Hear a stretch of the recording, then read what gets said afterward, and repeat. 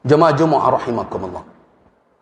Di antara keputusan yang diambil oleh para ulama se-Indonesia dalam ijtima' di Padang Panjang, bahwa memilih pemimpin, mengadakan suatu kepemimpinan di tengah masyarakat bukanlah suatu hal yang sunnah, tetapi wajib hukum. Tidak boleh suatu komunitas, apalagi bangsa yang besar ini, tanpa seorang pemimpin. Bahkan Nabi SAW memberikan petunjuk di dalam perjalanan bermusafir 3 orang saja. Nabi meminta harus ada seorang menjadi imam. In kuntum salasa fi safarin falyummakum ahadukum. Kalau kamu bertiga dalam bermusafir, jadilah seorang menjadi imam kamu. Apalagi dalam jumlah 270 juta lebih. Tentu akan kacau balau. Karena itu menghadirkan kepemimpinan dan adanya seorang pemimpin itu merupakan kewajiban, bukan sunnah. Nah, bagaimana caranya? Situasi dan kondisi yang ada bahwa negeri ini memilih satu sistem, terlepas setuju atau tidak setuju dengan konsepnya masing-masing. Tapi itulah yang disepakati saat ini untuk melahirkan seorang pemimpin. Kalau kita biarkan ini terjadi dengan alasan ini tidak sesuai dengan konsep kita berbagai macam, maka lahirlah pemimpin yang sama sekali mungkin berjarak jauh dengan nilai-nilai syariat. Karena itu, pilihan hanya satu untuk saat ini. Terlibat aktif dan cerdas. Terlibat aktif dan cerdas di dalam mewujudkan kepemimpinan yang baik. Bukan berpangku tangan. Sebagai ketua MUI, saya bukan tim kampanye siapapun dan tidak akan menunjuk nama siapapun.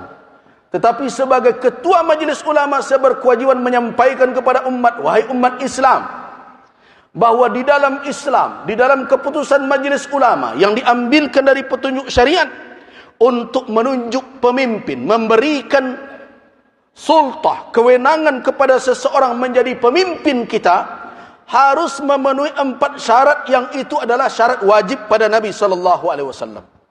Orang tersebut harus siddiq, orang tersebut harus amanah, orang tersebut harus fatanah, orang tersebut harus tabligh. Orang itu harus amanah, jujur, tidak boleh ada kebohongan di latar belakangnya, tidak terlihat dia berdusta, dia tidak menyembunyikan kebohongan dan kedustaan, dia berbicara dengan kejujuran. Ini adalah syarat mutlak. Karena jangan sampai orang pendusta dan pembohong diserahkan amanah, setelah itu kita menangis, didustai dan dibohongi sepanjang tahun, 5 tahun yang akan datang. Yang kedua, orang itu harus amanah. Amanah seseorang itu diukur dari mana? Yang pertama tentu dari komitmennya kepada Rabbul Alamin, ketakwaannya, ketakutannya kepada Allah. Karena kalau amanah itu hanya diukur dengan pengawasan manusia, dengan pengawasan si fulan, dengan orang-orang yang akan menyalahkannya, orang-orang tersebut bisa saja ditipu berjamaah oleh dia.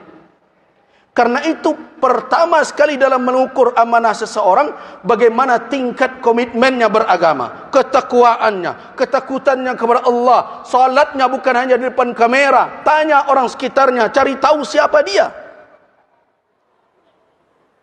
Kalau salatnya tidak benar, bagaimana amanah akan ditumpangkan? Kalau Rabbul Alamin saja, Allah Subhanahu wa taala saja tidak ditakutinya, yang menjadi beban ditanggung jawab di atas pundaknya, bagaimana dengan amanah manusia? Yang kedua, lihat perjalanan hidupnya selama ini. Apakah janjinya bisa dia buktikan atau tidak? Kalau tidak, jangan berkeras juga karena baju saya ini, karena kelompok saya ini, saya mesti begini juga. Hati-hati wahai ibadallah.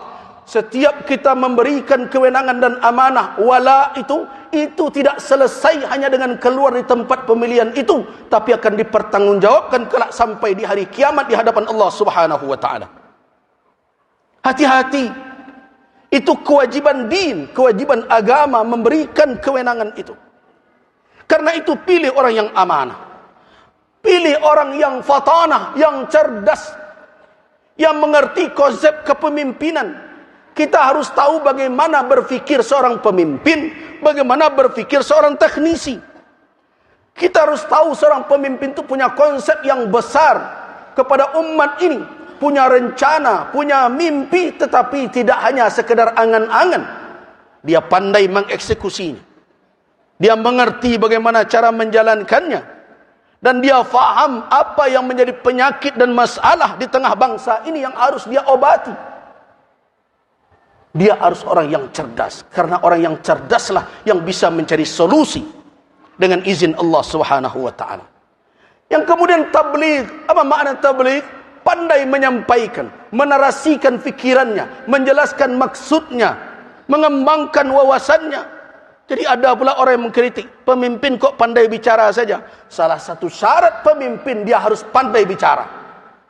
Kenapa?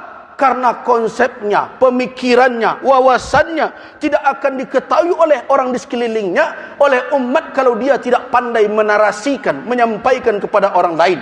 Dan dia harus jujur menjelaskan yang sebenarnya. Itu tabligh. Apa makna tabligh?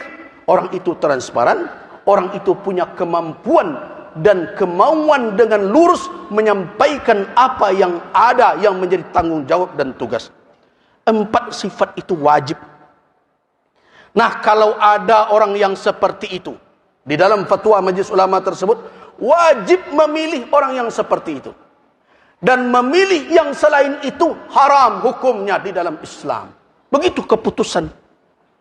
Nah, hari ini saya sampaikan, Allah Subhanahu wa taala menjadi saksi dalam khutbah ini. Allahumma fashhad, ya Allah saksikanlah, saya telah sampaikan kepada umat di negeri ini, kita akan dipertemukan oleh Allah Subhanahu wa taala. Saya lepaskan tanggung jawab saya hari ini, saya telah ingatkan umat khusus di Masjid Muhsinin ini, kalau ada orang yang memenuhi atau mendekati standar yang itu, maka wajib memilihnya dan memilih yang lain. Padahal ada orang yang memenuhi kriteria tadi, haram hukumnya. Itu keputusan ijtima' Komisi Fatwa Majelis Ulama se-Indonesia di Padang Panjang tahun 2009. Innallaha malaikatahu yusalluna 'alan nabi. Ya ayyuhalladzina amanu sallu 'alaihi wa sallimu taslima. Allahumma salli 'ala Muhammad wa 'ala ali Muhammad kama sallaita 'ala Ibrahim wa 'ala ali Ibrahim innaka Hamidum Majid. Allahumma barik 'ala Muhammad wa 'ala ali Muhammad kama barakta 'ala Ibrahim wa 'ala ali Ibrahim innaka Hamidum Majid.